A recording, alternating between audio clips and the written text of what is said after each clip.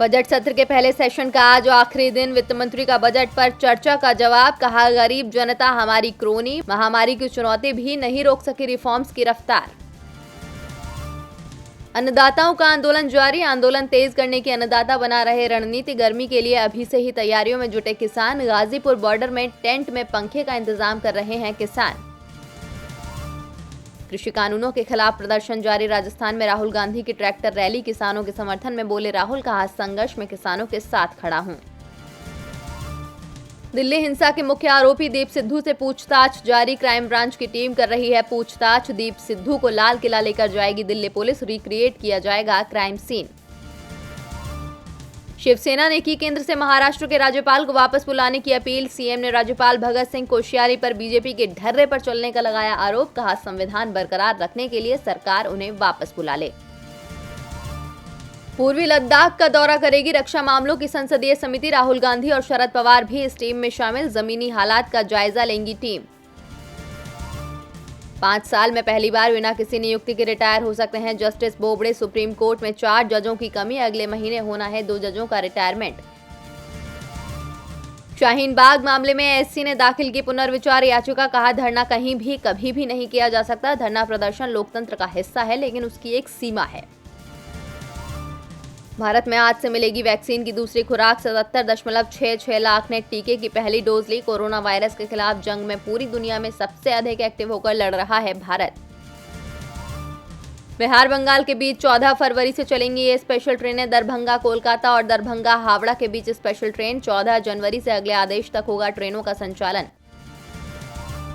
Britain के media watch dog का Khalsa TV पर एक्शन। सिखों को हिंसा के लिए उकसाने पर लगाया भारी जुर्माना, जिसमें 20,000 पाउंड का जुर्माना म्यूजिक वीडियो से संबंधित है। 30,000 पाउंड का जुर्माना एक चर्चा कार्यक्रम से संबंधित है।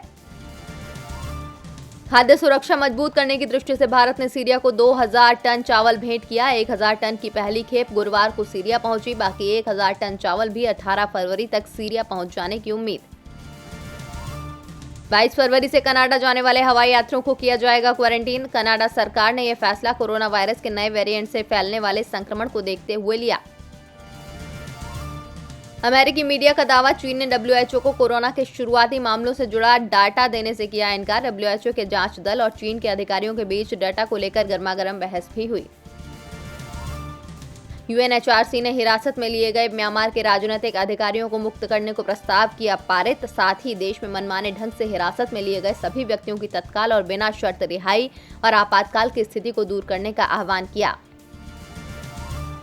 कोरोना काल में 1.5 गुना हो गया अनाज निर्यात। अफ्रीकी और एशियाई देशों में बढ़ी गैर बासमती चावल की मांग। कृषि उत्पादों के निर्यात के मामले में कोरोना काल भारत के लिए नई संभावनाओं वाला साबित हुआ। औद्योगिक इलाकों में 70,454 हेक्टेयर खाली जमीन। उद्योग लगाने के लिए सबसे अधिक जमीन महाराष्ट्र और गुजरात में उपलब्ध। उद्योग विभाग की तरफ से पिछले 1 साल से जीआईएस के तहत लैंड बैंक की स्थापना के लिए भूमि पहचान का काम हो रहा है। राजीव कपूर की प्रेयर मीट में पहुंचे सितारे। 9 फरवरी को राज कपूर के छोटे बेटे और अभिनेता प्रोड्यूसर रहे राजीव कपूर का अचानक हो गया था निधन। सड़क हादसे में टक्कर मारकर फरार हुई ऑडी के मालिक निकले शिल्पा शेट्टी के पति राज कुंद्रा। 2 महीने पहले बेच दी थी कार। सड़क हादसे में एक ऑडी चालक ऑटो रिक्शा और 2 मोटरसाइकिलों को टक्कर मारकर भाग गया था। विश्व के सबसे बड़े क्रिकेट स्टेडियम का 23 फरवरी को राष्ट्रपति और गृह मंत्री करेंगे शुभारंभ। अगले दिन भारत इंग्लैंड के बीच टेस्ट होगा। 63 एकड़ में बना है मोटेरा स्टेडियम। मैदान पर लाल और काली मिट्टी से बनी हुई 11 पिच हैं।